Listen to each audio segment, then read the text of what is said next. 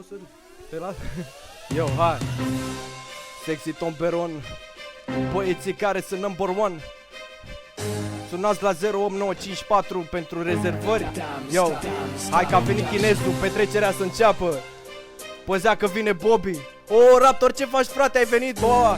Ia uite-l pe cavalerul cu whisky-anul, cu alea. Ia, da mă, da. Mamă, intru peste negativă, bă, e tare, mă. Mamă, frate, cum o sează asta. Vai să moară, mă.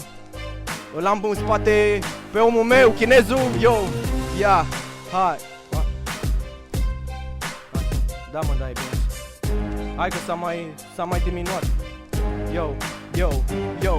S-o dau de lângă agip, cum zice păsărica, chip, chip. Încă un pic, încă un pic, încă un pic. Adică ce vrei să zici, cum vrei să o faci. Umei crasă, nu te ataci, stai așa că vorba aia ești între băietași. Lumea e cam nebună, știi și tu. Trebuie să spui la bătaie fundul. Femeile nebune vor să-ți facă ce vrei să facă. Te lasă fără bani în pula goală, după care placă. Aici e totul pentru bani, totul pentru bani. Pis de masă, mașini colanci, o grămadă ani. E pite să nu vorbești, fiindcă nu trăiești. Dacă dai de belele, fi sigur că o să pleci. Peisajul gri de după blocul, nu știi. Bagaboți călcare cu prieteni râzi de zi. Lumea vrea să vadă, să o facă lată, să se ridice din stradă, să stea la vilă cum ce. Ia, iurea, bitu, frate. E bine, bașo. Dă-mă mai încet în creșcă. N-auzi, bă, că e bine. Ești cu capul. Ia, o să încep să dau, nu mai pot să stau. Trebuie să fac ce vreau, pe orice beat, în orice timp. Încerc să vă explic.